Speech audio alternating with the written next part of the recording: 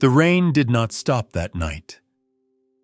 It was as if the sky itself was punishing the earth. Each drop hit the windows with a force that made the silence inside the house tighten, the air grow heavy. The wind seeping through the cracks in the ceiling brushed past our ears like a low, restless hum. We were 5, somewhere far from the city, in a house that seemed forgotten by time. None of us wanted to remember our names that night. We were all running from ourselves. But something had arrived before us. Mark brought the box. No one asked questions. It was black, old, dusty, with faded symbols etched into the lid like they had been burned into the wood. When he placed it on the table, all eyes turned toward it. "It belonged to my grandmother," he said. "She told me never to open it." We laughed, but even laughing felt strange. The air coming out of the box was like the breath of the dead, stale, cold, heavy. Inside lay a yellowed parchment and a small, round medallion. In the center of the medallion, a hollow circle with a tiny dot staring back at me. The symbols on the parchment were incomprehensible, but at the bottom, deliberately written in English, one sentence: "When the 5th voice calls, the gate will open." We laughed again. Lucy lifted a wine bottle and said, "Then there are 5 of us, right?" Her laughter echoed but faded quickly, because nothing should return from that room. Still, the sentence left a weight in my chest.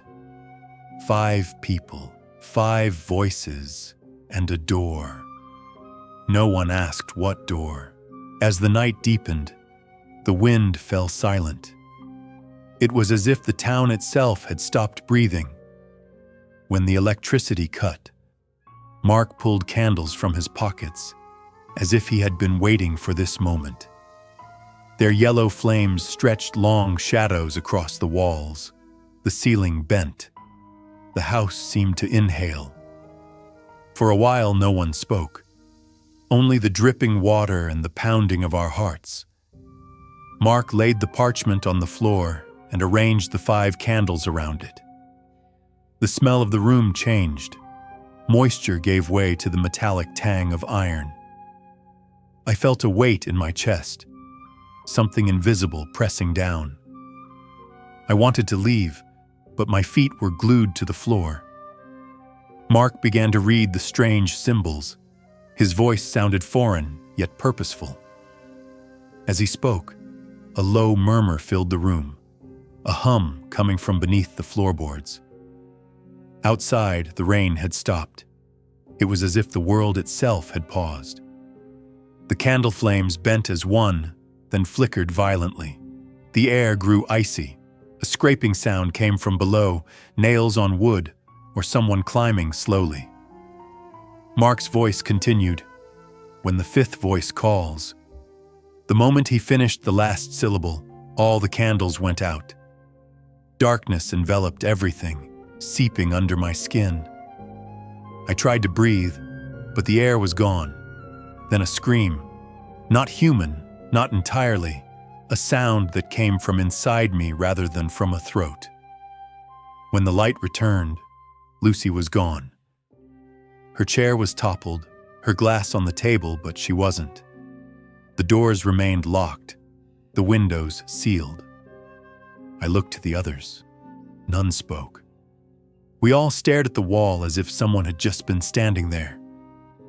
We searched for an hour. Every corner. The basement, the kitchen, the attic. We could not leave. The door would not turn. The windows would not break. Mark picked up the parchment. "It has been called," he said. His voice no longer belonged to him. Panic swelled in my chest. Outside, nothing was visible. Through the windows, there was darkness, but it had no depth. It was as if beyond the glass, nothing existed. David quietly moved toward the door. He reached for it, and in a blink, he was gone. No sound, no trace. Only footprints, and then even those vanished. 3 remained: Mark, Ellen, and I. Ellen's eyes fixed on the wall. Her lips moved silently, whispering words I could not understand. Then suddenly, she reached out, as if touching the air, and dissolved into nothing, like a mist evaporating. Now only Mark and I remained. His face was pale, his lips blue. He muttered to himself. Suddenly, he looked at me. "The 5th voice wasn't one of us," he said. His voice carried echoes, as though multiple people spoke in unison. "Do you know who called the gate?" he asked. I laughed, not knowing why. Then he picked up the parchment again. The candles lit themselves anew. The wax climbed upward instead of melting, and Mark read the sentence again. "When the 5th voice calls, the gate will open." The light flared. In a heartbeat, Mark was gone. Only his chair remained, crumbling like ashes. I was alone. The house was silent, but the silence was alive. It breathed. The floorboards whispered, low voices speaking all at once. Every word reverberated inside me. The cracks in the walls widened. A faint light seeped through, but it was not white. It was darker than the black around it. I closed my eyes, yet I still saw it. The air vanished. The sound vanished. Time ceased. I was still breathing, but the air inside me was not mine. I turned to the door. This time it opened. Outside there was nothing. No sky, no ground, no wind, only a void that did not exist. I wanted to retreat, but a voice called from within the house. My own name. Yet no one had spoken.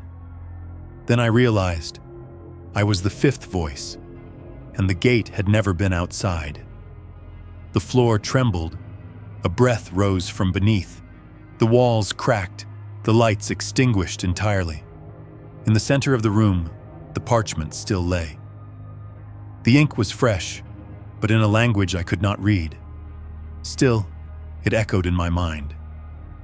Once the gate opens, it can never be closed. Then everything became a roar. The world twisted. Light and darkness intertwined. The last thing I felt was not my heartbeat, but another's beating inside my chest. And then nothing remained.